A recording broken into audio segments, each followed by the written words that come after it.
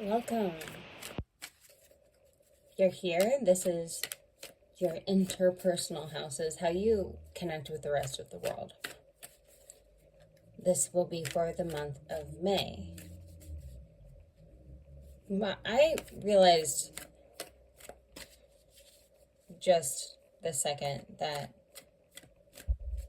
I am sort of giving you a different perspective, but I am giving you my opinion, which, it doesn't matter, right? If this resonates, I do hope that it does and that it helps you, but, don't give your power over away to tarot.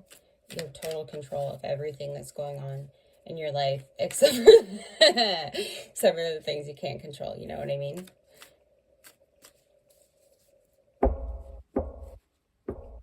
God, give me the serenity to accept the things I cannot change. Courage to change the things I can, and the wisdom to know the difference. That's not usually my channel prayer for these readings, but when the mood strikes, right?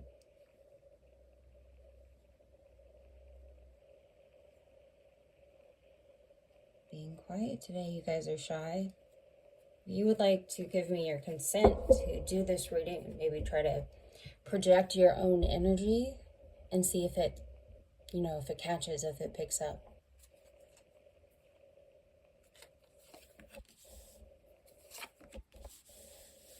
You don't have to know a lot about the houses or anything to watch this reading, because I'm going to kind of use that context.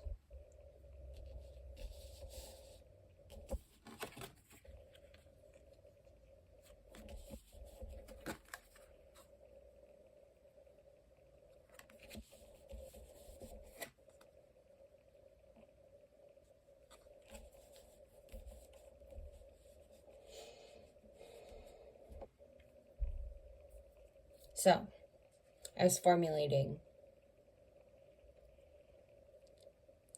inner house of partnerships, close friends, a spouse, typically, maybe a work wife, work husband. Okay, it's your closest relationships. We see the Page of Pentacles. This is someone very studious, dedicated. You might be attracting a new partnership or a new relationship in your life. If you are, I think booed up isn't an expression, then this could be, it's someone else coming in who's going to be close, and either you're bringing something to them, an idea that you plan on, building into something, or they're coming to you with that, this kind of, I love pages. They have such a curiosity, and out of all of the pages, Page of Pentacles is the one to turn into the King of Pentacles. They're definitely going to get there because they're just supported, and they're, like I said, they're, for being just starting, not that how things turn out, but that's what I'm seeing in your partnerships. Something new coming in there. I was surprised to see this Knight of Wands in the 8th house. So contextually, this is more about the kind of, contracts that you have with the people that you have close relationships, because it is about shared resources, a lot of wealth. It's also, the house of sex. The Knight of Wands is a very sexy character. They can be a bit of a player. That's for some people, but besides that, it's kind of a pushy way to handle your, splitting your bills and stuff. It's like someone might be a little impulsive, maybe spending money that wasn't theirs. I'd like to move on. Okay. Your ninth house is about, it's like the areas of learning, and it's writing. It's kind of a tricky one, but your religion and your philosophy fall in here in this area, and it's kind of like where you find meaning. And seeing that with the Four of Wands means that, okay, and the last one, some people are moving. So this could be like travel is in the ninth house. The ninth house is like the trickiest one, and it's ruled by Sagittarius and Jupiter. It's where you get real lucky. And being really lucky in the Four of Wands, being about community, a milestone. Oh, yes. I love that in your ninth house. A celebration. But it could be just like your home, your apartment. That being, in a good place.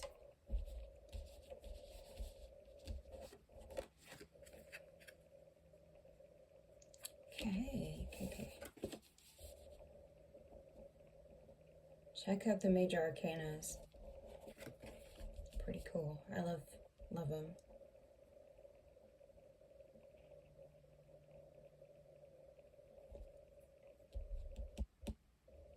We'll talk about it. Okay.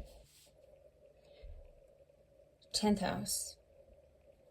So your career and reputation. I have a lot of houses, like planets, positions in my 10th house. So reputation is a big one for me, but it's also about like your work and your job. You got the world there. I mean, that's amazing. And it feels amazing. Even if it is like a chapter that's closing, the world it's just so incredibly beautiful. And being on top of the world, maybe even like outside the stratosphere. Okay, this lady, she's like a sorceress, in your work and career. And like, okay, if you see this and you're like, well, I want to learn more about blah blah blah, if it resonated, I'm really easy to get a hold of. Just send me a message. I'll read for you. Okay. Aquarius, we have the Wheel of Fortune. Your 11th house is like society as a whole. Social media, unfortunately, falls under this. But it's like a little bit bigger than your circle of friends. It's like the people that you see on kind of a daily basis, things like that.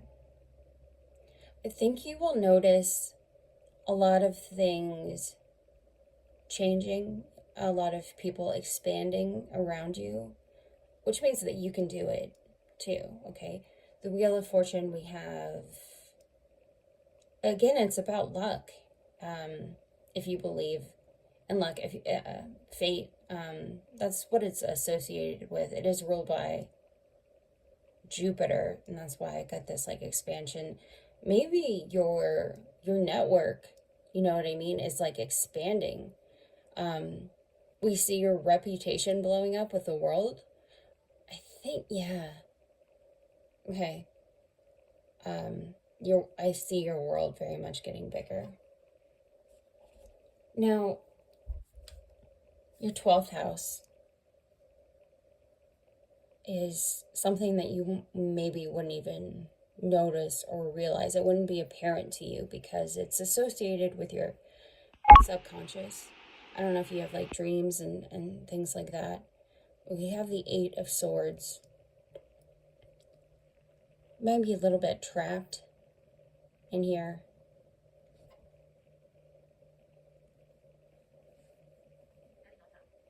Sorry. Weird. Crazy. Okay.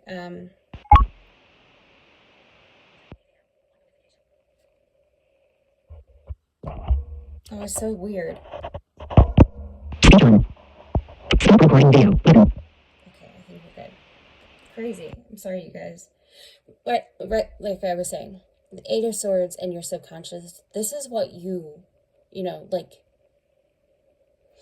where it all comes from, like your beliefs in yourself. And you might not even like understand or know about this, but we do see a little bit of like feeling stuck, and this might be tied back to the first part of the reading where you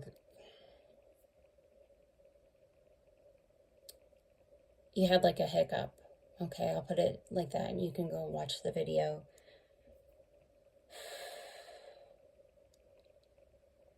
The truth is, the Eight of Swords, there is a way out from this, and but you're gonna have to go in to like take the blindfolds off in like in your subconscious, and you're doing dream works. Maybe writing down your dreams would be helpful so you can like see where you're stuck. Okay, I hope this was helpful. I am gonna post these, because I feel like whatever. Until next time, bye.